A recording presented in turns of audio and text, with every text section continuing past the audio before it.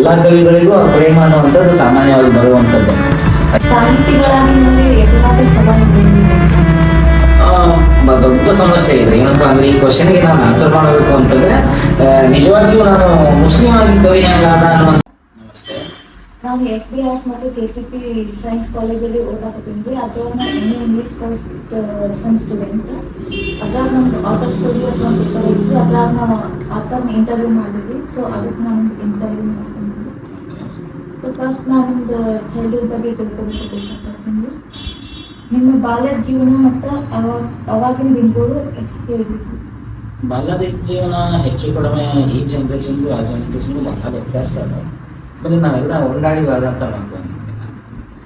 ಇಲ್ಲಿ ನಾವು pizza burger ಇಲ್ಲ ಅಂಥವಂಥವೇನಿಲ್ಲ. ಇಲ್ಲ ಮುಂಜಾನೆ ಊಟ ಮಾಡಬೇಕು, ನಾವು ಸಾಧ್ಯ ಆದರೆ ಕೆಲಸ ಮಾಡಬೇಕು, ಇಲ್ಲಾಂದ್ರೆ ಸಾಲಿಗೆ ಹೋಗ್ಬೇಕು ಅಷ್ಟೇ. ಆಮೇಲೆ ಯಾವ ಕಾನ್ವೆಂಟ್ ಸ್ಕೂಲು ಇದ್ದಿಲ್ಲ ನಮ್ಮ ನಾವೆಲ್ಲ ಗೌರ್ಮೆಂಟ್ ಸ್ಕೂಲ್ನಾಗೆ ಕಲ್ತು ಬಂದವರು. ಹೆಚ್ಚು ಕಡಿಮೆ ನಾವು ಶಿಕ್ಷಕರನ್ನೇ ನಾವು ಕರೆಯಿದ್ವಿ. ನಾವೇನಾದರೂ ಸಾಧನೆ ಮಾಡೀವಿ ಅಂತಂದರೆ ಬಾಲ್ಯದ ಪ್ರಾಥಮಿಕ ಶಾಲಾ ಶಿಕ್ಷಕರು ಅಂತ ಏನು ಕರಿತೀವಿ. ಸೊ ಅವರಿಂದಲೇ ನಾವು ಒಂದಿಷ್ಟು ಕಲ್ತೀವಿ ಅಂತ ನಾನು ಅನ್ಕೊಳ್ತೀನಿ. ಬಾಲ್ಯದ ಜೀವನ ನಮ್ಗೆ ಕಲಿಸ್ಕೊಟ್ಟಿದ್ದೇನಪ್ಪ ಅಂತಂದ್ರೆ ಶ್ರಮ ಪಡಬೇಕು ಅಂತ.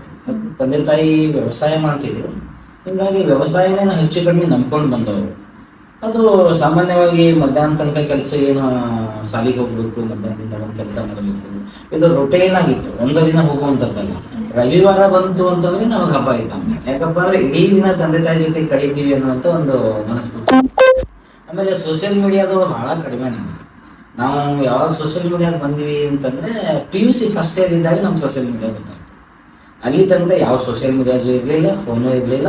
ಇವನ್ ಫಸ್ಟ್ ನಾನು ಫೋನ್ ಬಳಸಿದ್ದು ಯಾವಾಗಪ್ಪ ಅಂತಂದ್ರೆ ಸೆಕೆಂಡ್ PUCಗೆ. ಅಲ್ಲಿ ತನಕ ಯಾವ ಫೋನ್ಸು ನಮ್ಮ ಹತ್ರ ಇರಲಿಲ್ಲ. ಫಸ್ಟ್ ಫೋನ್ ಬಳಸಿದ ಫೋನೇ ನಂದು Nokia 1100 ಅಂತ ಒಂದು ಫೋನ್ ಇತ್ತು. ನೀವೆಲ್ಲ ನೋಡಿರ್ಬೇಕಪ್ಪ. ಸೊ ಆ ಫೋನಿಂದ ಒಂದಿಷ್ಟು ಟೂನ್ ಬರ್ತಿತ್ತು. ಇದು ಹೆಂಗೆ ಟೂನ್ ಬರ್ತದೆ, ಒಂದಿಷ್ಟು ಇಮ್ಯಾಜಿನೇಷನ್ಗಳು ಹೋಗ್ಲಾಗ್ತದೆ ಚಲೋ ಅದನ್ನು. ಸೊ ಯಾವಾಗ ಈ ಗಣಪತಿ ಉತ್ಸವಗಳು ಬರ್ತಾವ ಅವಾಗ ಪ್ರತಿಭಾ ಕಾರಂಜಿ ಅಂತ ಮಾಡ್ತಾ ಇತ್ತು. ಅಲ್ಲಿ ಹಾಡುಗಳು ಬರ್ತಾ ಇದ್ದು, ಇವ್ರು ಬರೆದಿದ್ದು, ಚನ್ನವೀರ ಕವಿ ಬರೆದಿದ್ದು, ಕುವೆಂಪು ಬರೆದಿದ್ದು, ಬೇಂದ್ರೆ ಬರೆದಿದ್ದು, ಅವೆಲ್ಲವೂ ಹಾಡ ಅಂತ ಬಂದಾಗ ನಾವು ಅಂಥ ಕವಿಗಳಿಗೆ ಏನಾದರೂ ಆಗ್ಬೋದಾ ಅಂತ ನನ್ನ ಅನಿಸಿಕೆಯಿಂದ ನಾನು ಕವಿ ಜೀವನಕ್ಕೆ ಬಂದೆ ಅಷ್ಟೇ. ಸೊ ಅಷ್ಟೊತ್ತಿಗಾಗಲೇ ನಮ್ಮ ಡೊಳ್ಳಿನ ಪದಗಳು ಅಂತ ಬಂದಿದ್ದು, ಗಿರಿ ಪದಗಳು ಅಂತ ಬಂದಿದ್ದು, ಖವಾಲಿ ಅಂತ ಬಂದಿದ್ದು, ರಿವಾಯತಿ ಗೀತೆಗಳು ಅಂತ, ಈ ಅಲಾಬ್ ಗೀತೆಗಳು ಅಂತ ಬಂದಿದ್ದು, ಅಲಾಬ್ ಗೀತೆಗಳು ಅಂತ ಬಂದಿದ್ದು. ಹೀಗೆ ಒಂದಿಷ್ಟು ಕವಿತೆಗಳನ್ನು ಕೇಳ್ಕೊಂಡು ಬಂದಿದ್ವಿ. ಆದರೆ ನಮಗೆ ಬಹಳಷ್ಟು ಪ್ರಭಾವ ಆಗಿದ್ದು ಯಾರಪ್ಪ ಅಂತಂದ್ರೆ ಚನ್ನವೀರ ಕವಿ, ಅದಾದ್ಮೇಲೆ ಕುವೆಂಪು, ಆಮೇಲೆ ದ.ರಾ ಬೇಂದ್ರೆ. ಧಾರವಾಡಕ್ಕೆ ಯಾವಾಗ ಹೋಗಿ ಬಂದ್ವಲ್ಲ ಅವಾಗ ದ.ರಾ ಬೇಂದ್ರೆ. ಹೀಗೆ ನನ್ನ ಬಾಲ್ಯ ಜೀವನ ಏನಪ್ಪಾ ಅಂದ್ರೆ ಕವಿತೆಗಳನ್ನು ಕೇಳೋದ್ರಾಗೆ ಕಳೀತು ಅಂತ ನಾನು ಅನ್ಕೋಬಹುದು. ಹೆಚ್ಚು ಕಡಿಮೆ ಡೊಳ್ಳಿನ ಗೀತೆಗಳು ನಾನು ಬಾಲ್ಯದಲ್ಲಿ ಗೀತೆಗಳು ಕೇಳೋದಾದ್ರೆ. ಆಮೇಲೆ ಹೊಲ ಮನೆ ಕೆಲಸ ನಮಗೆ ಸಾಮಾನ್ಯನೇ ಆಗಿತ್ತು. ಅದೇನು ವಿಶೇಷವಾಗಿ ಹೊಲಕ್ಕೆ ಹೋಗ್ತೀವಿ, ರವಿವಾರ ಬಂತಂದ್ರೆ ನಮ್ಗೆ ಹಬ್ಬ ಅನ್ನೋಂಗೇನಿಲ್ಲ. ಹೊಲದಾಗೆ ಜೀವನ ನಮ್ಗೆ. ಆಮೇಲೆ ಇವನ್ ನಾನು ಹುಟ್ಟಿದ್ದು ಕೂಡ ಹೊಲದಾಗೆ ಅಂತ ಅಮ್ಮ ಅವಾಗ ಹೇಳಿದ ನೆನಪಿತ್ತು ನನಗೆ. ಯಾವ ದವಾಖಾನೆನೂ ಇರಲಿಲ್ಲ. ಸೊ ಹಿಂಗಾಗಿ ಬಾಲ್ಯ ಜೀವನ ಹೊಲ ಶಿಸ್ತುಬದ್ಧ ಇತ್ತು, ಮತ್ತೆ ಏಕದಮ್ ಸ್ವತಂತ್ರವಾಗಿತ್ತು. ಯಾವುದೇ ಕುಂದುಕೊರತೆ ಇರಲಿಲ್ಲ. ಆಮೇಲೆ ಬಡತನ ಇತ್ತು ಅನ್ನೋದು ಅಷ್ಟು ಬಿಟ್ರೆ ನಮ್ಗೆ ಯಾವ ನೋವುಗಳಿದಾವೆ ಅಂತ ನನಗೇನು ಅನಿಸೇ ಇಲ್ಲ. ಎಸ್, ನಮ್ಮ ಹುಟ್ಟೂರು ಸಿಂಗಿ ತಾಲೂಕಿನ ಯರಗನಗುಗ್ಗೆ ಅಂತ ಬಂದಿದೆ. ಅದಕ್ಕೆ ಬಹಳ ದೊಡ್ಡ ಇತಿಹಾಸ ಇದೆ. MM ಕಲಬುರ್ಗಿ ಅಂತ ಶ್ರೇಷ್ಠ ಸಂಶೋಧಕರು ಬಂದಂತ ಊರದವರು. ಆಮೇಲೆ ಸಿಂಗಿ ತಾಲೂಕು ಅಂತ ಬಂದ್ರೆ ದೇಶಪಾಂಡೆ ಮನೆತನ ಅಂತೇಳಿ ದೊಡ್ಡ ಸ್ವತಂತ್ರ ಹೋರಾಟಗಾರರ ಮನೆತನ ಅಲ್ಲಿ, ದೇಶಪಾಂಡೆ ಮನೆತನ ಅಂತೇಳಿ. ಆಮೇಲೆ ಸಿಂಗಿ ತಾಲೂಕಿನಾಗ ಇನ್ನೊಂದೇನಪ್ಪ ಅಂತಂದ್ರೆ ವಿಶೇಷ, ಪಂಚನದಿಗಳ ನಾಡು ಹಾದು ಹೋಗುವಂಥ ಭೀಮತೀರ ಅಂತ ಏನು ಕರಿತೀವಲ್ಲ, ಆ ಭೀಮತೀರದ ಸಿಂಗಿ ತಾಲೂಕಿನ ಸುತ್ತಾಲಿಯ ದೇವಣಗಾಂವ್ ಅಂತ ಊರಾಗಿರ್ಬೋದು, ಆಮೇಲೆ ಚಿಕ್ಕಪಳ್ಸಗಿ ಅನ್ನುವಂಥ ಊರಾಗಿರ್ಬೋದು, ಆಮೇಲೆ ಯಾವುದಪ್ಪ ಅಂದರೆ ಚಿಕ್ಕಸಿಂದಗಿ ಅಂತವ್ರಾಗಿರ್ಬೋದು, ಆಮೇಲೆ ಚಮಕಂಡಿ ಅಂತದಾಗಿರ್ಬೋದು, ಆಲ್ಮೇಲ ಅಂತ ಊರಾಗಿರ್ಬೋದು. ಅಲ್ಲಿ ಯಾವಾಗಲೂ ಕೊಲೆ, ಸುಲಿಗೆ, ದರೋಡೆ ಇಂಥ ಊರುಗಳೇ ಇರಲಿಲ್ಲ. ಸೊ ಅದ್ರ ಬಂದಾಗ ನಮ್ಮ ಮನ್ಯಾಗ ಕೇಳಿಸ್ತೀನಿ ನಾನು ಸಣ್ಣವಿದ್ದಾಗ, ಹಿಂಗೆ ಇಲ್ಲಿ ಕೊಲೆ ಆಯಿತು, ಇಲ್ಲಿ ಮರ್ಡರ್ ಆಯಿತು, ಅಲ್ಲಿ ಹಕ್ ಮರ್ಡರ್ ಆಯಿತು, ಅವ್ರ ಮೇಲೆ ಕೇಸ್ ಆಗೈತಿ. ಇಂಥ ದಿನಗಳಲ್ಲಿ ನಾನು ಕಳ್ಕೊಂಡು ಬಂದೆ. ಅದಾದಮೇಲೆ ಬದಲಾಗಿದ್ದು PUC ನಂತರನೇ ಅಂತ ನಾನು ಅನ್ಕೋತೀನಿ. ನಮ್ಮ ಅಪ್ಪನೂ ನಮ್ಮವ್ವ ಏನು ಸಾಲಿ ಕಲಿಲ್ಲ, ಅವರೆಲ್ಲರೂ ವ್ಯವಸಾಯ ಮಾಡ್ಕೊಂಡ್ರೆ. ನಮ್ಮದು ಸುಮಾರು 8 ಜನರ ತುಂಬ ಕುಟುಂಬ. ಸೊ ನಾವೀಗ ಇಬ್ಬರು ಅಣ್ಣಂದ್ರೆ ತಿಳ್ಕೊಂಡ್ರು. ಆಮೇಲೆ ಈಗ ನಾವು ಇದ್ದಿದ್ದು 6 ಜನ. ಅಪ್ಪಾಜಿನೂ ಮೊನ್ನೆ ಸುಮಾರು ಒಂದು 10 ವರ್ಷದ ಹಿಂದೆ ನಾನು BA ಇರ್ಬೇಕಾದ್ರೆ ತಿಳ್ಕೊಂಡ್ರು. ಈಗ ಅಮ್ಮ, ನಾನು ಮತ್ತು ನನ್ನ ಕುಟುಂಬ, ನನ್ನ ಹೆಂಡತಿ, ನಮ್ಮ ಅಕ್ಕಂದ್ರು ಎಲ್ಲರೂ ಇಷ್ಟು ನೆಮ್ಮದಿಯಾಗಿದೆ. ನಮ್ಮ ಅಪ್ಪಾಜಿ ಹೆಸರು ಯತೀಮ್ ಸಾಹೇಬ್ ಅಂತೇಳಿ, ಅವನ ಹೆಸರು ಸೈಪನ್ ಬಿ ಅಂತ. ಸೊ ಅವ್ರು ನಮ್ಮ ಅಮ್ಮ ಅಗರ್ಭ ಶ್ರೀಮಂತ ಮನೆತನದ ಮಗಳೇ. ನಮ್ಮಮ್ಮನ ಮನೆತನ ಅಂತಂದ್ರೆ ಕೇಶಿರಾಜನ ಪಡುಗುಳಿ ಅಂತ ಕರಿತೀವಿ, ಎಂಕಂಚಿ ಅಂತ. ಅಲ್ಲಿ ಕೇಶಿರಾಜ ಶಬ್ದಮಣಿ ದರ್ಪಣ ಬರೆದಂತ ಲೇಖಕ ಏನದಾನೆ, ಮಲ್ಲಿಕಾರ್ಜುನ ಕವಿಯ ಮಗ, ಅವ ಹುಟ್ಟಿದಂಥ ಊರು. ನಮ್ಮವ್ವನ ಮನೆ ಪಕ್ಕನೇ ದೇವಾಲಯ, ಮನೆ ಕೇಶಿರಾಜನ ಮನೆ. ಹೀಗಾಗಿ ನಮ್ಮವ್ವ ಬಹಳ ಶ್ರೀಮಂತಿಕೆಯಿಂದ ಬೆಳೆದು ಬಂದಾಯ್ತು. ಯಾವಾಗ ನಮ್ಮ ಅಪ್ಪನ ಮದುವೆ ಆದ್ರೂ ಒಂದಿನ ತವ್ರ ಮನೆಗೆ ಹೋಗಲಿಲ್ಲ ಅನ್ನೋಂಥ ವಿಚಾರಗಳು ಸಹಿತ ನಾನು ಕೇಳ್ಕೊಂಡು ಬಂದಿದ್ದೆ. ಯಾಕಪ್ಪ ಅಂತಂದ್ರೆ ನಮ್ಮ ಅಪ್ಪನ ಮನೆತನ ಬಹಳ ವರ್ತನದಿಂದ ಕೂಡಿತ್ತು, ದಿನಾಲು ದುಡಿಬೇಕು, ತಿನ್ಬೇಕು, ಅವಾಗೆಲ್ಲ ರಾಯಲ್ ಜೀವನ ಅನುಭವಿಸಿದ್ರಲ್ಲ. ಅದಕ್ಕೆ ನಮ್ಮವ್ವ ಯಾವಾಗ ಲಗ್ನ ಆದ್ಲು ಅವಾಗ ತವ್ರ ಮನೆಗೆ ಹೋಗ್ಲೇ ಇಲ್ಲ ಬಹಳ. ಸರ್, ನೀವು ಬರೆದ ಕೃತಿಗಳು ಅಥವಾ ಪುಸ್ತಕಗಳು ಯಾವುದು? ಪುಸ್ತಕ ಅಂತಂದ್ರೆ ನಾನು ಈಗಾಗಲೇ 3 ಕೃತಿಗಳನ್ನು ಬರ್ತಿದ್ದೀನಿ. ಒಂದು ತಕರಾರು ಅನ್ನುವಂಥ ಕೃತಿ, ಇನ್ನೊಂದು ಯಾವುದು ಅಜಾರ್ ಮದುವೆ ಸುತ್ತ ಅಂತೇಳಿ, 3ನೇ ಕೃತಿ ಚಿಮಣಿ ಅನ್ನುವಂಥದ್ದು ಇನ್ನು ಪ್ರಕಟ ಆಗಿಲ್ಲ. ಆಮೇಲೆ ಇದು ಯಾವುದಪ್ಪ ಅಂತಂದ್ರೆ ದುಂದುವಿಯ ದುಂದುವಿ ಅಂತೇಳಿ ಸಂಪಾದನಾ ಕೃತ್ಯ. ಯಾರಪ್ಪ ಅಂದ್ರೆ ಈ ಸುರ್ಪುರ್ ತಾಲೂಕಿನ ಒಡೆಯ ಅರಸ ಅಂತೇಳಿ ವೆಂಕಟಪ್ಪ ನಾಯಕ ಅದನ್ನ, ಅವನ ಆಸ್ಥಾನದೊಳಗೆ ಸ್ವತಂತ್ರ ಪೂರ್ವದಲ್ಲಿ ಒಂದಿಷ್ಟು ಗೀತೆಗಳನ್ನು ಹಾಡ್ತಿದ್ರು. ಅವ್ರ ಪೌರುಷ, ಅವರ ಸಾಹಸ, ಯುದ್ಧ ನೀತಿ, ಆಮೇಲೆ ಸಾಮಾಜಿಕ ಜೀವನ, ಅದನ್ನು ಕುರಿತು ಒಂದು ದೊಡ್ಡ ಗೀತೆ ಅದು. ಅದರ ಸಂಪಾದನೆ ಅದು ಹೆಂಗೆ ವಿಶ್ಲೇಷಣೆ ಮಾಡ್ಕೊಂಡು ಹೋಗಿದ್ದು ಒಂದು ಕೃತಿ. ಮತ್ತು ನಾನು ಪ್ರಕಟ ಆಗಿರುವಂಥ ಕೃತಿ 3, ಪ್ರಕಟ ಆಗದೇ ಇರುವಂಥ ಕೃತಿಗಳು 4, ಒಟ್ಟು 7 ಕೃತಿಗಳು ನನ್ನಲ್ಲಿ ಮಾಡಿಸಿದೆ. ಸರ್, ನೀವು ನಿಮ್ಮ ಪುಸ್ತಕಗಳಲ್ಲಿ ಯಾವ ವಿಷಯಗಳನ್ನು ಅತಿ ಹೆಚ್ಚಾಗಿ ಬೆಳೆಸುತ್ತೀರಿ? ಪ್ರಸ್ತುತ ವಿದ್ಯಮಾನ ಅಂತ ಹೇಳಬೇಕು ನಾನು. ಸಾಮಾಜಿಕ ಇರ್ಬೋದು, ಆರ್ಥಿಕ ಇರ್ಬೋದು, ಮಹಿಳೆ ಇರ್ಬೋದು. ಆಮೇಲೆ ಆರಂಭಿಕ ಕವಿತೆಗಳಲ್ಲಿ ಒಂದಿಷ್ಟು ಪ್ರೇಮನು ಬಂದೋಗಿದೆ. ಯಾಕಂದ್ರೆ ಎಲ್ಲ ಕವಿಗಳಿಗೂ ಆ ಪ್ರೇಮ ಅನ್ನುವಂಥದ್ದು ಸಾಮಾನ್ಯವಾಗಿ ಬರುವಂಥದ್ದೇ. ಅತಿ ಹೆಚ್ಚು ಪ್ರೀತಿ ಆದ್ರೂ ಕವಿತೆಗಳಾಗ್ತವೆ, ಅತಿ ದುಃಖ ಆದ್ರೂ ಕವಿತೆಗಳು ಬರ್ತವೆ ಅನ್ನುವಂಥ ಸಾಮಾನ್ಯ ಚಿಂತನೆ ಎಲ್ಲ ಕವಿಗಳಲ್ಲಿ ಕಾಣಿಸ್ಕೊಂಡಂಗೆ ನನ್ನ ಕವಿತೆಗಳಲ್ಲಿ ಪ್ರೀತಿ ಇದೆ. ಆದರೆ ಅದಕ್ಕಿಂತ ಹೆಚ್ಚಾಗಿ ನಾನು ಪ್ರಬುದ್ಧ ಆದ್ಮೇಲೆ ಕವಿತೆ ಬರೆದಿದ್ದು. 26-27ನೇ ವಯಸ್ಸಿಗೆ ನಾನು ಕವಿತೆ ಬರಲಿಕ್ಕೆ ಸ್ಟಾರ್ಟ್ ಮಾಡಿದೆ, ಉತ್ತಮವಾದಂಥ ಕವಿತೆ. ಅದಾಗಲೇ ಪ್ರಜಾವಾಣಿಯಲ್ಲಿ, ವಿಜಯವಾಣಿಯಲ್ಲಿ, ವಿಜಯ ಕರ್ನಾಟಕದಲ್ಲಿ, ಸಂಯುಕ್ತ ಕರ್ನಾಟಕ, ಲೇಖನಿ, ಹೀಗೆ ಸಾವಿರಾರು ಪತ್ರಿಕೆಗಳಿಗೆ 15-20 ಪತ್ರಿಕೆಗಳಲ್ಲಿ ನನ್ನ ಲೇಖನಿಗಳು ಪ್ರಕಟ ಆಗಿತ್ತು. ಆದರೆ ಪ್ರಮುಖವಾಗಿ ನನಗೆ ಬಹಳಷ್ಟು ಇಂಪ್ರೆಷನ್ ಆಗಿರುವಂಥ ಕವಿತೆ ಅಂತಂದ್ರೆ ನಂದನವನ ಅನ್ನುವಂಥ ಕವಿತೆ. ಅದು 2015-16 ನಾನು ಕರ್ನಾಟಕ ಕಾಲೇಜಿನಾಗ MA ಓದ್ತಾ ಇದ್ದೆ. MA ಪ್ರಥಮ ವರ್ಷದಲ್ಲಿ ಓದ್ತಾ ಇದ್ದೆ. ಆವಾಗ ನಂದನವನ ಅನ್ನುವಂಥ ಕವಿತೆ ಪ್ರಜಾವಾಣಿ ಒಳಗೆ ಪಬ್ಲಿಷ್ ಆದಮೇಲೆ ನನಗೆ ಅನಿಸಿದ್ದು, ನನ್ನ ಕವಿತೆನೂ ಅತ್ಯುತ್ತಮವಾಗಿದೆ, ದೇಶದ ನಾಡಿನ ಅತಿ ದೊಡ್ಡ ಪತ್ರಿಕೆಯಲ್ಲಿ ನನ್ನ ಕವಿತೆನೂ ಪ್ರಕಟ ಆಯ್ತಲ್ಲ ಅನ್ನುವಂಥ ಖುಷಿ ಒಳಗೆ ಮತ್ತೊಂದಿಷ್ಟು ಬರಲಿಕ್ಕೆ ಚಾಲು. ಕನ್ನಡ ಸಂಸ್ಕೃತಿ, ಜನಪದ ಮತ್ತು ಸಮಾಜ ನಿಮ್ಮ ಬರವಣಿಗೆಯನ್ನು ಹೇಗೆ ಪ್ರಭಾವಿಸಿತು? ಕನ್ನಡ ಸಂಸ್ಕೃತಿ ಅನ್ನುವಂಥದ್ದು ಬರೀ ಜನಪದೀಯ ಜೀವನದಲ್ಲಿ ಅಲ್ಲ, ನಮ್ಮ ಸಾಮಾಜಿಕ ಜೀವನದಲ್ಲಿನೂ ಹಾಸೊಕ್ಕಾಗಿದೆ ಅನ್ನೋದಕ್ಕೆ ವಿಶೇಷವಾಗಿ ಹೇಳಬೇಕಾದದ್ದೇನಿಲ್ಲ. ಯಾಕಪ್ಪ ಅಂತಂದ್ರೆ ನಾವು ಸಮಾಜದಾಗ ಅದ್ದೀವಿ ಅಂತಂದಾಗ ಆ ಸಮಾಜ, ಆ ಸಂಸ್ಕೃತಿ ನಮ್ಮ ಮೇಲೆ ಆಟೋಮೆಟಿಕ್ ಆಗಿ ಪ್ರಭಾವ ಬೀರುತ್ತೆ. ಅದಕ್ಕೆ ಜನಪದ ಹಿನ್ನೆಲೆ ಇರ್ಬೋದು, ಸಾಮಾಜಿಕ ಹಿನ್ನೆಲೆ ಇರ್ಬೋದು, ಆರ್ಥಿಕ ಹಿನ್ನೆಲೆ ಇರ್ಬೋದು, ಶೈಕ್ಷಣಿಕ ಹಿನ್ನೆಲೆ ಇರ್ಬೋದು, ಮತ್ತು ಕವಿಗಳು ಇರ್ಬೋದು. ಇದು ಸಾಮಾನ್ಯವಾಗಿ ಎಲ್ಲರ ಕವಿತೆಗಳಲ್ಲಿ ಹೆಂಗೆ ಪ್ರಭಾವ ಬೀರುತ್ತೋ ಹಾಗೆ ನನ್ನ ಕವಿತೆಗಳಲ್ಲೂ ಸಹಿತ ಸಾಮಾಜಿಕ ಚಿಂತನೆಗಳು ಬಹಳಷ್ಟು ಪ್ರಭಾವ. ಆಮೇಲೆ ಅದಕ್ಕೆ ಮುಖ್ಯವಾಗಿ ನನಗೆ ಏನಪ್ಪ ಅಂದ್ರೆ ಕವಿತೆಗಳು ಬರ್ತಿಲ್ಲ, ನಾನು ಸಾಮಾಜಿಕ ಜೀವನದ ಮೇಲೆ ಅಂಕಣಗಳು ಜಾಸ್ತಿ ಬಂದಿದ್ದಾವೆ. ವಚನ ಸಾಹಿತ್ಯದ ಮೇಲೆ ಆಗಿರ್ಬೋದು, ಆಮೇಲೆ ಕೃತಿ ವಿಮರ್ಶೆ ಅನ್ನುವಂಥದ್ದಾಗಿರ್ಬೋದು, ಆಮೇಲೆ ಲಲಿತ ಪ್ರಬಂಧ, ಹಾಸ್ಯ ಗೀತೆಗಳು ಒಂದು ಕರಿತೀವಿ ಅದಕ್ಕೆ, ಆ ಲಲಿತ ಪ್ರಬಂಧ ಆಗಿರ್ಬೋದು, ಅದ್ರ ಮೇಲೆ ಜಾಸ್ತಿ ಪ್ರಭಾವ ಬೀರ್ಕೊಂಡು. ಬರೆಯುವಾಗ ನೀವು ಹೇಗೆ ಯೋಚಿಸುತ್ತೀರಿ ಮತ್ತು ಕಥೆಗಳನ್ನು ಹೇಗೆ ರಚಿಸುತ್ತೀರಿ? ಬರೆಯುವಾಗ ಸಾಮಾನ್ಯವಾಗಿ ಎಲ್ರಿಗೂ ಏನಪ್ಪಾ ಅಂದ್ರೆ ಕವಿ ಸಮಯ ಅಂತ ಇದ್ದೇ ಇರುತ್ತೆ. ಅದು ನೀವು ಹೆಚ್ಚಿಗೆ ಪಾಶ್ಚಿಮಾತ್ಯ ಕಾವ್ಯಮೀಮಾಂಸ ಉಟ್ಕೊಂಡು ಹೋದ್ರಿ ಅಂತಂದ್ರೆ ಎಡ್ವರ್ಡ್ ಬುಲ್ಲೋ ಅಂತವ್ರು ಮಾನಸಿಕ ದುರ್ಗತಿ ಸಿದ್ಧಾಂತ ಅಂತ ಕರಿತೀವಿ. ಆಮೇಲೆ ಯಾರಪ್ಪ ಲಾಂಜಿನಸ್ನ ಮಹೋನ್ನತ ಭವ್ಯತಾ ಸಿದ್ಧಾಂತ ಅಂತ ಕರಿತೀವಿ. ಆಮೇಲೆ ಅರಿಸ್ಟಾಟಲ್ನ ಅನುಕರಣ ಸಿದ್ಧಾಂತ ಅಂತ ಕರಿತೀವಿ. ಆಮೇಲೆ ಪ್ಲೇಟೋನ ಯಾವ್ದಪ್ಪ ಅಂತ ಕೇಳಿದ್ರೆ ಭಾವರೇಚನ ಸಿದ್ಧಾಂತ ಅಂತ ಕರಿತೀವಿ. ಆ ಕವಿತೆಗಳಲ್ಲಿ ಅವು ಸಾಮಾನ್ಯವಾಗಿ ಪ್ರಭಾವ ಬೀರ್ಕೊಂಡೇ ಹೋಗ್ತಾವೆ. ಆಮೇಲೆ ಒಂದಿಷ್ಟು ಸಮಯ ಅಂತ ನಿಗದಿ ಮಾಡ್ಕೋತೀವಿ ನಾವು.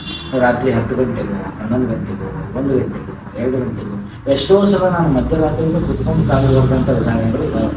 ಅದಕ್ಕೆ ವಿಶೇಷವಾಗಿ ಇದೇ ಟೈಮ್ ಅಂತೇನಿಲ್ಲ, ಒಂದಿಷ್ಟು ಟೈಮ್ ಯಾವಾಗ ನಾವು ಸಿಕ್ಕಾಗ ಬರ್ಕೊಂಡು ಹೋಗೋದು. ಈಗ ಕವಿತೆಗಳು ಯಾಕೆ ಕಡಿಮೆ ಆಗಿದ್ದಾವೆ ಅಂತ ಹೇಳಿದ್ರೆ ಸಾಮಾಜಿಕ ಚಟುವಟಿಕೆಗಳು ಬಹಳ ಜಾಸ್ತಿ ಆಗಿದೆ, ಆ ಕಾರಣ ಕವಿತೆಗಳು ಕಡಿಮೆ ಆಗಿದೆ. ಸಾಮಾಜಿಕ ಚಟುವಟಿಕೆ ಯಾವಾಗ ನಿಂತು ಹೋಗ್ತದೆ ಅವಾಗ ಕವಿತೆಗಳು ಜಾಸ್ತಿ ಆಗ್ತದೆ. ಸಾಹಿತಿಗಳಾಗಿ ನಿಮಗೆ ಎದುರಾದ ಸವಾಲುಗಳು?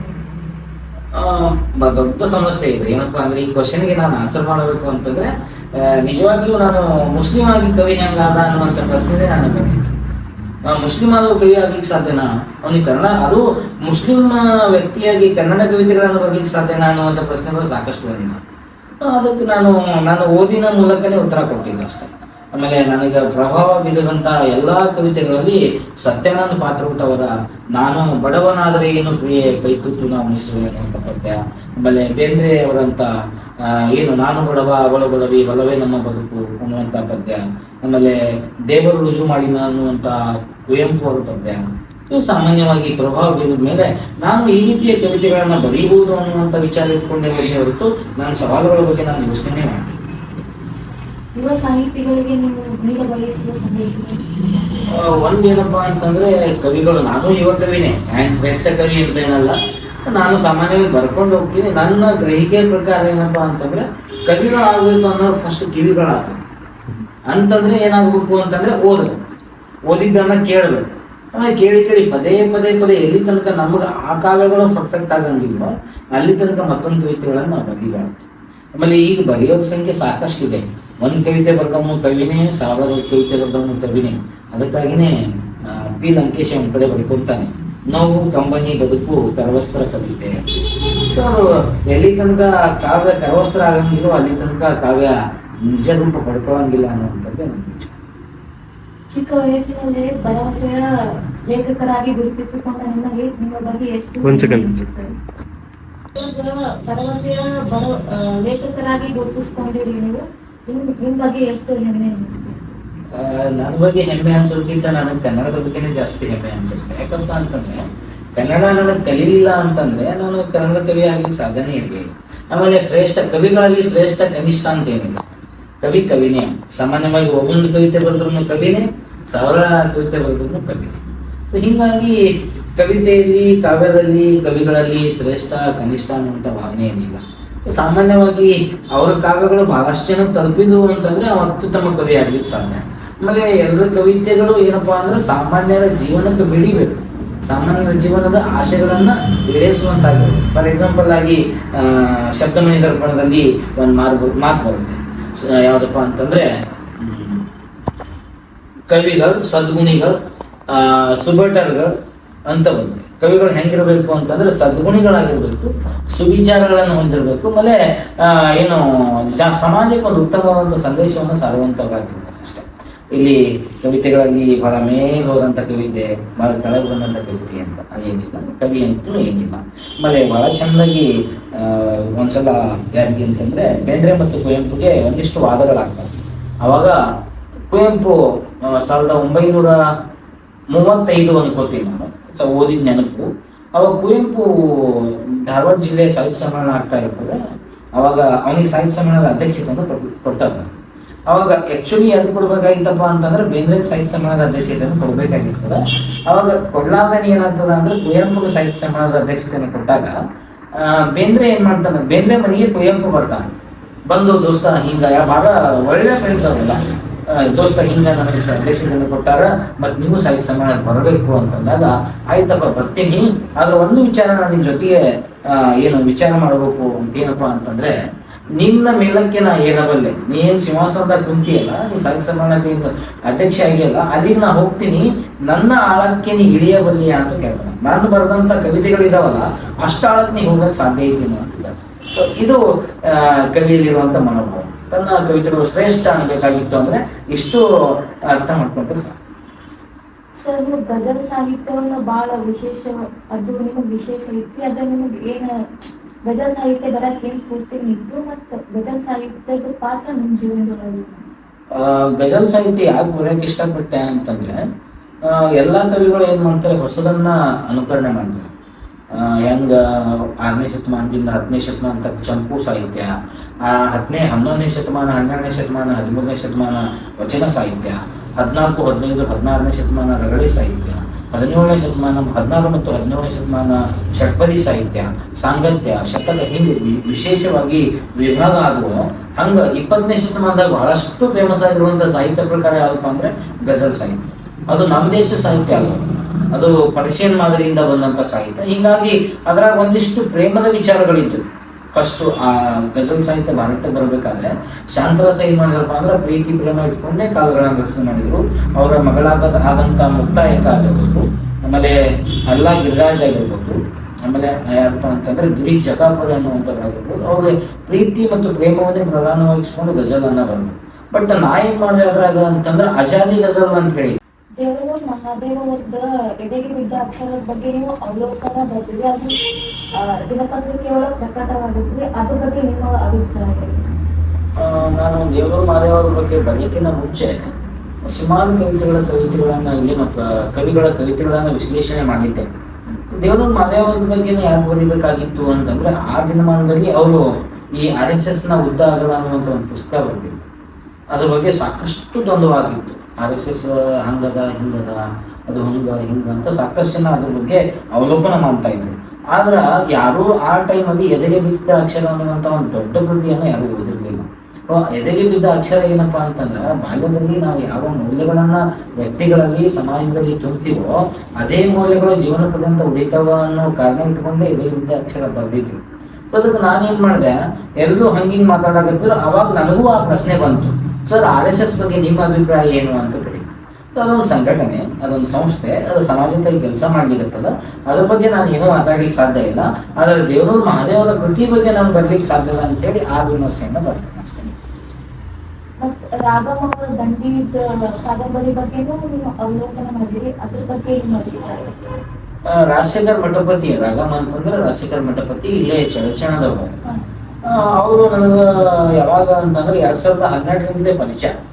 ಅಷ್ಟೊತ್ತಿಗಾಗಲೇ ದಂಡಿ ಅನ್ನುವಂಥ ಕೃತಿ ಏನದಲ್ಲ, ಕಾದಂಬರಿ, ಅದು ಸಿನಿಮಾ ಚಿತ್ರ ಆಗಿತ್ತು. ಅವಾಗ ರಾಜಶೇಖರ್ ಮಠಪತಿ ಫೋನ್ ಮಾಡಿದ್ರು, ಇಲ್ಲ ಎಲ್ಲರ ಕವಿತೆಗಳನ್ನ ವಿಮರ್ಶೆ ಮಾಡಿರತ್ತೀಯಲ್ಲ ನೀನು, ಮತ್ತು ಇದನ್ನು ವಿಮರ್ಶೆ ಮಾಡಬಹುದೇ ನೋಡು ಅನ್ನೋ ಕಾರಣ ಇಟ್ಕೊಂಡು ನನಗೆ ಕೃತಿಯನ್ನು ಕಳಿಸಿದ್ರು. ಕಳಿಸಿ ನಾನು ಇಲ್ಲ ಇದ್ರ ಬಗ್ಗೆ ಬರೀ ಅದು ಅಂಕಣ ನಾನು ಉತ್ತಮವಾದ ಪತ್ರಿಕೆಯೊಳಗ ಜೊತೆಗೆ ಏನಪ್ಪ ಪುಸ್ತಕ ರೂಪದಾಗ ತೊಗೊಳ್ಲಿಕ್ಕೆ ಸಾಧ್ಯ ಇದ್ರೆ ನಾನು ಮಾಡಬಲ್ಲೆ ಅಂದಾಗ ಅದ್ರ ಬಗ್ಗೆ ವಿಮರ್ಶೆ ಬರಲಿ ನಾನು. ಅದು ಅದಕ್ಕೆ ರಾಷ್ಟ್ರ ಪ್ರಶಸ್ತಿ ಬಂತು. ರಾಗಮ್ ಅನ್ನುವಂಥ ದಂಡಿ ಕಾದಂಬರಿಗೆ ರಾಷ್ಟ್ರ ಪ್ರಶಸ್ತಿ ಬಂತು. ಜೊತೆಗೆ ಅದಕ್ಕೆ ನನಗೆ ಆ ಕಾದಂಬರಿ ವಿಮರ್ಶೆ ಮಾಡಿದಾದ್ಮೇಲೆ ಸಾಕಷ್ಟು ಹೆಸರು ಕೂಡ ಬಂತು. ಸುಮಾರು ಜನ ಕವಿಗಳು ಬಂದು ಫೋನ್ ಮಾಡಿದ್ರು, ಮಾತಾಡಿದ್ರು, ಅಲ್ಲ ಅತ್ಯುತ್ತಮವಾದ ವಿಮರ್ಶೆಯನ್ನು ನೀವು ಬರೀತೀರಿ ಅನ್ನುವಂಥ ಮಾತನ್ನು ಕೂಡ ಹೇಳಿದ್ರು ಅಷ್ಟೇ. ಕನ್ನಡ ಅಭಿವೃದ್ಧಿ ಪ್ರಾಧಿಕಾರದ ಜಿಲ್ಲಾ ಸದಸ್ಯರಾಗಿ ನೀವು ನೇಮಕಗೊಂಡಿರಿ, ಆ ಕ್ಷಣ ನಿಮ್ಗೆ ಹೇಗೆ ಅನ್ನಿಸ್ತು? ಇಂಥ ಖುಷಿಗಳು ಸಣ್ಣ ಸಣ್ಣ ಖುಷಿ ಅಂತ ನಾನು ಅನ್ನೋದಿಲ್ಲ. ಆಮೇಲೆ ಈ ಜಿಲ್ಲಾ ಮಟ್ಟದಾಗ ನಾನು ಆಗ್ಬೇಕು ಅನ್ನೋದು ರಾಜ್ಯ ಮಟ್ಟಕ್ಕೆ, ನಾನು ಆಗ್ಬೇಕು ಅನ್ನೋದು ರಾಷ್ಟ್ರ ಮಟ್ಟಕ್ಕೆ, ಎಲ್ಲರ ಆಸೆಗಳು ಅವೇ ಇರ್ತಾವೆ. ಇದು ಫಸ್ಟ್ ಸ್ಟೆಪ್ ಆಫ್ ಲೈಫ್ ಅಂತೀವಲ್ಲ, ಜೀವನದ ಮೊದಲ ಏನು ಸ್ಟೆಪ್ ಅಂತ ಏನು ಕರಿತೀವಿ. ಹಾಗೆ ಒಂದಿಷ್ಟು ಖುಷಿ ಆಯಿತು. ಆದರೆ ಅದು ನಾನು ಖುಷಿ ಅನ್ನೋದಕ್ಕಿಂತ ನನ್ನ ಜವಾಬ್ದಾರಿ ಅಂತ ನಾನು ಅನ್ಕೋಬೇಕು. ಯಾಕಪ್ಪ ಅಂದರೆ ಒಬ್ಬ ಮುಸಲ್ಮಾನನಾಗಿ ಕನ್ನಡದ ಬಗ್ಗೆ ಮಾತಾಡಬೇಕಾದ್ರೆ, ಕನ್ನಡ ಮಾತಾಡಬೇಕಾದ್ರೆ ಕಷ್ಟ ಇರಬೇಕಾದ್ರೆ, ಒಬ್ಬ ಕನ್ನಡ ಅಭಿವೃದ್ಧಿ ಪ್ರಾಧಿಕಾರದ ಸದಸ್ಯ ಆಗಿ ನೇಮಕ ಆಗಬೇಕಂದ್ರೆ ಅದು ಜೀವನದ ದೊಡ್ಡ ಸಾಧನೆಗಳಲ್ಲಿ ಅದನ್ನು ಒಂದು ಅಂತ ನಾನು ಭಾವಿಸ್ಕೊಂಡಿದ್ದೀನಿ. ಆಮೇಲೆ ಅದರ ಕೆಲಸ ಬರೀ ಹುದ್ದೆ ಅಲ್ಲ, ಅದೊಂದು ಸೇವೆ ಅಂತ ನಾವು ಭಾವಿಸ್ಕೋಬೇಕು. ಯಾಕಪ್ಪ ಅಂದ್ರೆ ಕನ್ನಡ ಉಳಿಬೇಕಾಗಿತ್ತು ಅಂದ್ರೆ ನನ್ನಂಥ ನಿಮ್ಮಂಥ ಸಾವಿರಾರು ವಿದ್ಯಾರ್ಥಿಗಳು ಅದನ್ನು ಉಳಿಬೇಕು. ಇಲ್ಲಿ 2ನೇ ಶತಮಾನದಿಂದ ಹಿಡ್ಕೊಂಡು ಇಲ್ಲಿ ತನಕ ಸಾಹಿತ್ಯ ನಡ್ಕೊಂಡ ಬಂದದು, ಅದನ್ನು ಉಳಿಸ್ಬೇಕಾಗಿತ್ತು ಅಂದ್ರೆ ನಾವು ಬಳಸ್ಬೇಕು ಅನ್ನುವಂಥ ಕಾರಣ ಇಟ್ಕೊಂಡು ನನ್ನನ್ನು ನೇಮಕ ಮಾಡಿದ್ದಾರೆ. ನನ್ನ ಜೊತೆಗೆ ಒಂದು 5 ಜನ ಸದಸ್ಯರು ಬಿಜಾಪುರದಿಂದ ನೇಮಕ ಆಗಿದ್ದಾರೆ. ಅವರೆಲ್ಲರಿಗೂ ಕೂಡ ಇದೇ ಸಂದರ್ಭದಲ್ಲಿ ಅಭಿನಂದನೆ ಕೂಡ ನಾನು ಸಲ್ಲಿಸಬೇಕಾಗಿದೆ. ನಿಮಗೆ ಸಿಕ್ಕ ಮೊದಲ ಪ್ರಶಸ್ತಿ ಆಗುತ್ತೆ ಕರ್ನಾಡ ರತ್ನ ಅನ್ನುವಂಥ ಪ್ರಶಸ್ತಿ. ಅದು ಎಲ್ಲಿಂದ ಅಂತಂದ್ರೆ ಕರ್ನಾಡ ಸಾಹಿತ್ಯ ಪರಿಷತ್ತು ಅಂತೇಳಿ ಚಿತ್ರದುರ್ಗದ ಸಂಸ್ಥೆ. ಅದು 2016 ಮತ್ತು 2017 ಆ ಪ್ರಶಸ್ತಿ ಬಂದಿದೆ. ಸಂಸ್ಥೆ ಒಳಗೆ ನೀವು ಕನ್ನಡ ಸಂಘ ಸ್ಥಾಪನೆ ಮಾಡಿದ್ವಿ, ಅದಕ್ಕೆ ಮುಖ್ಯ ಕಾರಣ ಏನು? ನಾನು ನೋಡ್ಕೊಂಡು ಬಂದಾಗ ಪ್ರಾಥಮಿಕ ಶಾಲೆಯೊಳಗಿದ್ದಾಗ ನನಗೆ ಕಲಾಂಚನ ಅಂತ ಸಲ್ಲಿತು. ನಾನು ನನಗೆ ಫಸ್ಟ್ ಅಡ್ಮಿಷನ್ ಮಾಡಿದ್ದು ಗೌರ್ಮೆಂಟ್ ಸ್ಕೂಲು, ಉರ್ದು ಸ್ಕೂಲ್ಗೆ. ನನಗೆ ಉರ್ದು ಬರ್ತಿದ್ದಿಲ್ಲ, ಅಲ್ಲಿ ಯಾರು ಕಲ್ಸಕ್ಕೆ ರೆಡಿ ಇದ್ದಿಲ್ಲ. ಆ ಕಾರಣಕ್ಕೆ ನಾ ಏನು ಅನ್ಕೊಂಡೆ, ಉರ್ದು ಸ್ಕೂಲ್ಗಳಲ್ಲಿ ಎಜುಕೇಶನ್ ಕಲಿಸ್ತಾರೆ ನಿಜ, ಕನ್ನಡ ಯಾಕೆ ಕಲಿಸೋದಿಲ್ಲ ಅನ್ನುವಂಥ ಒಂದು ಮನೋಭಾವನೆ ನನಗಿತ್ತು. ಯಾವಾಗ ನಾನು ಮಾಸ್ಟರ್ ಡಿಗ್ರಿ ಮಾಡಿಕೊಂಡು ಅವಾಗ ನನಗನ್ನಿಸ್ತು, ಈ ಮರ್ಕಸ್ ಅಂತ ಸಂಸ್ಥೆಗಳು ಮತ್ತು ಮರ್ಕಿನ್ಸ್ ಅಂತ ಸಂಸ್ಥೆಗಳಲ್ಲಿ ಕನ್ನಡ ಯಾಕೆ ಕಲಿಸ್ಬಾರ್ದು ನಾನು. ಈ ಮನೋಭಾವನೆ ಇಟ್ಕೊಂಡಾಗ ನನಗೆ ಜೊತೆ ಆದಂಥ ವಿದ್ಯಾರ್ಥಿ ಏನಪ್ಪ ಅಂದ್ರೆ ಖಿದ್ಮಾ ಫೌಂಡೇಶನ್ ಆಫ್ ಕರ್ನಾಟಕ ಅಂತ ಒಂದು ನಮ್ಮ ಸಂಸ್ಥೆ ಇದೆ, ಅದು ಮಂಗಳೂರಿಂದ ಬಂದಿದೆ. ಅದಕ್ಕೆ ಅನ್ನದಾತ ಪ್ರಕಾಶನ ಅಂತ ಒಂದು ಪ್ರಕಾಶನ ಕೂಡ ಇದೆ. ಅವನ ಅಮೀರ್ ಬನ್ನೂರ್ ಅಂತೇಳಿ ಅವ ಅಂತ, ಸರ್ ನೀವು ಕನ್ನಡ ಚಲೋ ಹೇಳ್ತೀರಿ, ಸ್ವಲ್ಪ ದಯವಿಟ್ಟು ನಮ್ಮ ಮರ್ಕಸ್ಗಳಿಗೆ ಬಂದು ಒಂದಿಷ್ಟು ಕನ್ನಡ ಹೇಳ್ಕೊಟ್ರೆ ಚಲೋ ಆಗ್ತದ ಅನ್ನುವಂಥ ಮಾತನ್ನು ಕೇಳಿದಾಗ ನನಗನ್ನಿಸ್ತು, ಹೌದು ನಾನು ಅಂದ್ಕೊಂಡಿದ್ದಕ್ಕೂ ಈಗ ಅದು ಸತ್ಯ ಅನಿಸ್ತದಲ್ಲ ಅಂದ್ಕೊಂಡು ಹೋಗಿ ಈ ಮರ್ಕಿನ್ಸ್ ಕೇರಳ ಆಗಿರ್ಬೋದು, ಮರ್ಕಿನ್ಸ್ ಕಲ್ಕತ್ತಾ ಆಗಿರ್ಬೋದು, ಮರ್ಕಿನ್ಸ್ ಬೆಂಗಳೂರು ಆಗಿರ್ಬೋದು, ಆಮೇಲೆ ಮರ್ಕಿನ್ಸ್ ಕಟ್ಪಾಡಿ ಆಗಿರ್ಬೋದು, ಮರ್ಕಿನ್ಸ್ ಕೊಂಡಂಗೇರಿ ಅಂತ ಕೊಡಗು ಜಿಲ್ಲೆಯ ಕೊಂಡಂಗೇರಿ ಆಗಿರ್ಬೋದು, ಇಂಥಲ್ಲಿ ಒಂದು 8 ರಿಂದ 9 ಜಾಗಗಳಲ್ಲಿ ನಾನು ಆಲ್ರೆಡಿ ಕನ್ನಡ ಸಂಘವನ್ನು ಸ್ಥಾಪನೆ ಮಾಡಿದ್ದೀನಿ. ಜೊತೆಗೆ ಅಲ್ಲಿ ಬೇಕಾದಂಥ ಕನ್ನಡದ ಪುಸ್ತಕಗಳೇನಿದ್ದಾವೆ ಅವನ್ನು ಕೊಡುವಂಥ ವ್ಯವಸ್ಥೆನೂ ಕೂಡ ಆಗಿದೆ. ಆಮೇಲೆ ಅಮೌಂಟು ಸುಮಾರು ಸಂಸ್ಥೆಗಳಲ್ಲಿ 20 ರಿಂದ 25 ಸಾವಿರ ಅಮೌಂಟನ್ನು ಸಹಿತ ನಾನು ಕೊಟ್ಟು ಪುಸ್ತಕವನ್ನು ಕೊಡಿಸಿ ಬಂದಿದ್ದೀನಿ. ಅದು ನನ್ನ ಜೀವನ ಪರ್ಯಂತ ನಡೆಯುವಂಥ ಕೆಲಸ. ಇವತ್ತೊಂದು ದಿನ ಇದು ಮುಗೀತಂದ್ರೆ ಮುಗೀತು ಅಂತೇನಿಲ್ಲ. ಸೊ ಎಲ್ಲಿ ತನಕ ನನ್ನ ಜೀವಮಾನ ಇರುತ್ತೆ ಅಲ್ಲಿ ತನಕ ಇನ್ಶಾಲ್ಲ ನಾನು ಕನ್ನಡ ಕಲಿಸುವಂಥ ವ್ಯವಸ್ಥೆ ಮಾಡಲಿಕ್ಕಿದೆ. ಅದಕ್ಕಾಗಿಯೇ ನನಗನ್ನಿಸ್ತದೆ, ಈ ಕನ್ನಡ ಅಭಿವೃದ್ಧಿ ಪ್ರಾಧಿಕಾರದ ನನಗೆ ಸದಸ್ಯತ್ವ ಏನು ಸಿಕ್ಕಿದೆ ಅದು ಅದೇ ಕಾರಣಕ್ಕೆ ಸಿಕ್ಕಿದೆ ಅಂತ ಕೂಡ ನಾನು ಭಾವಿಸ್ತೀನಿ. ಸರ್, ಕನ್ನಡ ಉಪನ್ಯಾಸಕರಾಗಿ ಸೇವೆ ಸಲ್ಲಿಸಾಕತ್ತೀರಿ. ಇದರಿಂದ ನಿಮ್ಗೆ ಏನ್ ಅನುಭವ ಸಿಕ್ತು, ಮತ್ತೆ ಉಪನ್ಯಾಸದಿಂದ ನೀವು ನಿಮ್ಮ ಜೀವನದೊಳಗೆ ಯಾವ ವಿಷಯನ ಅಳವಡಿಸ್ಕೊಂಡಿದ್ದೀರಿ? ನನ್ನ ಜೀವನದೊಳಗೆ ಉಪನ್ಯಾಸ ಅಂತ ಬಂದಾಗ ಭಾಳ ಶಿಸ್ತನ್ನು ಅಳವಡಿಸ್ಕೊಳ್ಳಿಕ್ಕೆ ಸಾಧ್ಯ ಆಯಿತು. ಒಂದನೇದು. ಎರಡನೇದೇನಪ್ಪ ಅಂದ್ರೆ ಪಂಕ್ಚುಯಾಲಿಟಿ ಅಂತ ಕರೀತೀವಿ, ಸಮಯ ಪ್ರಜ್ಞೆ ಅಂತ ಕರಿತೀವಿ. ಆ ಸಮಯ ಪ್ರಜ್ಞೆ ಅಳವಡಿಸ್ಕೊಳ್ಳಿಕ್ಕೆ ಕಾರಣ ಆಯಿತು. ಇನ್ನು ಮೂರನೇದೇನಪ್ಪ ಅಂತಂದ್ರೆ ಎಲ್ಲ ವೃತ್ತಿಗಳ ನೆಮ್ಮದಿಗಿಂತ ಶಿಕ್ಷಕನ ವೃತ್ತಿ ನೆಮ್ಮದಿಯಿಂದ ಇರ್ತದೆ ಅನ್ನಲಿಕ್ಕೆ ನಾನು ವಿದ್ಯಾರ್ಥಿಗಳ ಜೊತೆಗೆ ಇರುವಂಥ ಒಡನಾಟ ಆಗಿರ್ಬೋದು ಮತ್ತು ವಿದ್ಯಾರ್ಥಿ ನನ್ನ ನಡುವಿನ ಸಂಬಂಧ ಆಗಿರ್ಬೋದು ಬಹಳ ಮುಖ್ಯವಾಗಿ ಸೂಚಿಸ್ತದೆ. ಇನ್ನೊಂದು ಕೊನೆಯದೇನಪ್ಪ ಅಂತಂದ್ರೆ ವಿದ್ಯಾರ್ಥಿಯಾಗಿ ಎಷ್ಟು ಕಲ್ತೀನೋ ಅದಕ್ಕಿಂತ ಜಾಸ್ತಿಯಾಗಿ ನಾನು ಉಪನ್ಯಾಸಕನಾಗಿ ಕಲ್ತೀನಿ. ಹೀಗಾಗಿ ನನಗೆ ಆ ವೃತ್ತಿ ಬಹಳ ಖುಷಿ ಕೊಡುವಂತ ಇರುತ್ತೆ. ಯಾವ್ಯಾವ ಪ್ರಶಸ್ತಿಗಳು ಸಿಗ್ತಾವ್ರಿ ಮತ್ತೆ ನೀವು ಯಾರಿಗೆ ಸಮರ್ಪಿಸಕ್ಕೆ ನನಗೆ ಪ್ರಶಸ್ತಿಗಳು ಮುಖ್ಯವಾಗಿ 11ಕ್ಕಿಂತಲೂ ಹೆಚ್ಚು ರಾಜ್ಯ ಪ್ರಶಸ್ತಿಗಳು ಸಿಕ್ಕಿದ್ದಾವೆ. ಅದರಲ್ಲಿ ನನಗೆ ಬಹಳ ಖುಷಿ ಕೊಟ್ಟಂತ ಪ್ರಶಸ್ತಿ ಏನಪ್ಪಾ ಅಂದ್ರೆ, ಮೊದಲ ಪ್ರಶಸ್ತಿ ಒಂದು ಕರ್ನಾಟಕ ರತ್ನ ಅನ್ನುವಂಥ ಪ್ರಶಸ್ತಿ. ಎರಡನೇ ಪ್ರಶಸ್ತಿ ಏನಪ್ಪಾ ಅಂದ್ರೆ ಯುವ ಸಾಧಕ ಪ್ರಶಸ್ತಿ. ಮೂರನೇ ಪ್ರಶಸ್ತಿ ದಲಿತ ಸಾಹಿತ್ಯ ಪುರಸ್ಕಾರ ಅನ್ನುವಂಥದ್ದು 2021. ಆಮೇಲೆ ಶಿಕ್ಷಕನಿಗೆ ಕೊಡುವಂಥ ಶತಶೃಂಗ ಪ್ರಶಸ್ತಿ, ಇದು ಕೂಡ ನನಗೆ ಬಹಳ ಖುಷಿ ಕೊಟ್ಟಂಥ ಪ್ರಶಸ್ತಿ. ಎಲ್ಲ ಪ್ರಶಸ್ತಿಗಳು ನಾನು ಏನು ನನ್ನ ವಿದ್ಯಾರ್ಥಿಗಳಿಗೆ ಮತ್ತು ನನ್ನ ಕುಟುಂಬಕ್ಕೆ ಅರ್ಪಣೆ ಮಾಡ್ತೀನಿ. ಯಾಕಪ್ಪ ಅಂದರೆ ವಿದ್ಯಾರ್ಥಿ ಇರಲಿಲ್ಲ ಅಂತಂದರೆ ನಾನು ಉತ್ತಮ ಶಿಕ್ಷಕ ಆಗ್ಲಿಕ್ಕೆ ಸಾಧ್ಯ ಇರಲಿಲ್ಲ. ಆಮೇಲೆ ನನ್ನ ಕುಟುಂಬ ಇರಲಿಲ್ಲ ಅಂತಂದರೆ ನಾನು ಉತ್ತಮ ವ್ಯಕ್ತಿ ಆಗಲಿಕ್ಕೆ ಸಾಧ್ಯ ಇರಲಿಲ್ಲ. ಸೊ ಅದಕ್ಕಾಗಿ ಎರಡೂ ಪ್ರಶಸ್ತಿಗಳನ್ನು, ಏನು ಅತ್ಯುತ್ತಮವಾಗಿ ಬಂದಂಥ ಎಲ್ಲ ಪ್ರಶಸ್ತಿಗಳನ್ನು ಮತ್ತು ಮುಂದೆ ಬರುವಂಥ ಪ್ರಶಸ್ತಿಗಳು ಸಹಿತ ನಾನು ವಿದ್ಯಾರ್ಥಿಗಳು ಮತ್ತು ನನ್ನ ಕುಟುಂಬಕ್ಕೆ ಅರ್ಪಣೆ ಮಾಡ್ತೀನಿ. ಕೊನೆಯದಾಗಿ ನಿಮ್ಮ ದಿನನಿತ್ಯದ ದಿನಚರಿ ಎಲ್ಲಂಗೆ ನಾನು ನಾರ್ಮಲ್ ಆಗಿನೇ ಬದುಕ್ತೀನಿ, ಹಂಗೇನು ವಿಶೇಷ ಅಂತೇನಿಲ್ಲ. ಆಮೇಲೆ ಹೆಚ್ಚು ನಿದ್ದೆ ಮಾಡುವಂಥದ್ದು, ಈಗ ಹೇಳುವಂಥದ್ದು ಏನಪ್ಪಾ ಅಂದ್ರೆ ಹೆಚ್ಚು ಮೊಬೈಲ್ ನೋಡುವಂಥದ್ದು. ಎರಡು ನಾನು ಹೇಳ್ತ ಅವಾಗ ಅಂತಿರ್ತಾರೆ, ಏನಪ್ಪಾ ಅಂದ್ರೆ ಮೊಬೈಲಾಗ ಬಿಡಂಗಿಲ್ಲ ನೀವು ಮುಂದಿನ ಜನ್ಮ ಅಂದಾಗ ಏನಾರ ಇದ್ರೆ ಮೊಬೈಲ್ ಆಗಿನೇ ಹುಟ್ಟಬೇಕು ಅನ್ನುವಂತಹ ವಿಚಾರ ಸಹಿತ ಬಹಳ ಮುಖ್ಯವಾಗಿ ಬರ್ತಾವೆ. ಯಾಕಪ್ಪ ಅಂದ್ರೆ ಸಾವಿರಾರು ಅಪ್ಡೇಟ್ಗಳು ಅದರಾಗೆ ಬರ್ತಾವೆ. ಏನ್ ನೋಡ್ಬೇಕಾದ್ರೂ ನಾವು ಮೊಬೈಲ್ನಾಗೆ ನೋಡ್ಬೇಕು. ಆಮೇಲೆ ಈಗೀಗ ಹಾವಳಿ ಏನಾಗಿದೆ ಅಂತಂದ್ರೆ ಸ್ಟೇಟಸ್ಸಿನ ಹಾವಳಿ ಆಗಿದೆ. ಸ್ಟೇಟಸ್ ಒಳಗೆ ಎಲ್ಲರೂ ಏನ್ ಮಾಡ್ತಾರಪ್ಪ ಅಂದ್ರೆ ಹೊಸ ವಿಚಾರಗಳು ಯಾರು ಹಂಚ್ಕೊಳ್ಳೋದಿಲ್ಲ, ಶೇರ್ ಮಾಡೋದಿಲ್ಲ. ಏನ್ ಬರ್ತದ ಸ್ಟೇಟಸ್ನಾಗ, ಎಲ್ಲದಿರಿ ಮುಂಬೈ ಒಳಗದೀನಿ ಅನ್ನೋದು ಕೂಡ ಸ್ಟೇಟಸ್ನಾಗೆ ಸಿಗ್ತದೆ. ಸೊ ಆ ಮುಂಬೈ ಬಗ್ಗೆ ವಿಚಾರ ಮಾಡಬೇಕಾಗಿತ್ತು ಅಂದ್ರೆ ನನಗೆ ಸ್ಟೇಟಸ್ ಬೇಕಾಗ್ತದೆ. ಸೊ ಹೀಗಾಗಿ ನಾನು ಅದು ಹಾಸ್ಯವಾಗಿ ತಗೋತಿರೋ ಅಥವಾ ಭಾಳ ಏನು ಮೊಬೈಲ್ಗೆ ಎಲ್ಲರೂ ಅಡಿಕ್ಟ್ ಆಗ್ಯದ ಅಂತ ತಗೋತಿರೋ ಗೊತ್ತಿಲ್ಲ. ಸೊ ಸಾಮಾನ್ಯವಾಗಿ ಅಷ್ಟು ಅನ್ನಿಸ್ತದೆ ನನಗೆ. ಅನಂತ ಧನ್ಯವಾದಗಳು ನಿಮಗೆ. ಬಹಳ ಚಂದ ಸಂಭಾಷಣೆ ಮಾಡಿದ್ರಿ, ಒಳ್ಳೆಯದಾಗ್ಲಿ. ಖುಷಿ ಕೊಡುವಂಥ ವಿಚಾರ ಏನಪ್ಪಾ ಅಂತಂದ್ರೆ, ನನ್ನ ವಿದ್ಯಾರ್ಥಿಯಾಗಿ ನೀವು ಮಾಸ್ಟರ್ ಡಿಗ್ರಿಗೆ ಬಂದಿದ್ದು ದೊಡ್ಡ ವಿಚಾರ. ಎರಡನೇದೇನಪ್ಪ ಅಂದ್ರೆ, ಒಬ್ಬ ಯುವಕನನ್ನ ತಗೊಂಡು ನೀವು ಸಾಹಿತ್ಯಕ್ಕೆ ಹೆಚ್ಚಿನ ಒಲವು ಕೊಟ್ಟು ಸಂದರ್ಶನ ಮಾಡ್ಲಿಕ್ಕೆ ಸಾಕಷ್ಟು ಮಾತುಗಳಿದ್ದಾವೆ. ಆಮೇಲೆ ಬಿಜಾಪುರ್ನಾಗ ಇಂಗ್ಲಿಷ್ ಸಾಹಿತಿಗಳಿಗೇನು ಕಡಿಮೆ ಇಲ್ಲ. ನಿಮ್ಗೆ ಗೊತ್ತಿರುವಂಥ principal madam Birde madam, Rabia Mirde madam ಕೂಡ ಅತ್ಯುತ್ತಮ ಇಂಗ್ಲಿಷ್ ಸಾಹಿತಿ. ಸೊ ಅವರ ಸಂದರ್ಶನ ಮಾಡಬಹುದಾಗಿತ್ತು. ಪಗು ಸಿದ್ದಾಪುರ ಅತ್ಯುತ್ತಮ ಮಕ್ಕಳ ಸಾಹಿತ್ಯ ಅಂತ ಕರಿತೀವಿ. ಆಮೇಲೆ ಜಂಬುನಾಥ್ ಕಂಚಾಣಿ, ಆಮೇಲೆ ಇನ್ನೊಬ್ಬರಿಗೆ ನನಗೆ ನಿನ್ನೆ ಗೊತ್ತಾಗಿರುವಂಥದ್ದು ಶಶಿಕಲಾ ವಸ್ತ್ರದಂತೇಳಿ, ಅವರು ಬಿಜಾಪುರ ಜಿಲ್ಲೆಯ ಅತ್ಯುತ್ತಮ ಸಾಹಿತಿ. ಸೊ ಅಂತ ದೊಡ್ಡ ಸಾಹಿತಿಗಳನ್ನ ಬಿಟ್ಟು ನನ್ನಂತಾನೆ ಈ ಸಂದರ್ಶನ ಮಾಡಿದ್ದು ಕೂಡ ದೊಡ್ಡ ಖುಷಿ ವಿಚಾರನೇ. ನಿಮ್ಗೆಲ್ಲವಾಗಲಿ, ಯಾವಾಗಲೂ ಖುಷಿಯಾಗಲಿ ಅಂತ ಹೇಳಿ ನನ್ನ ಮಾತು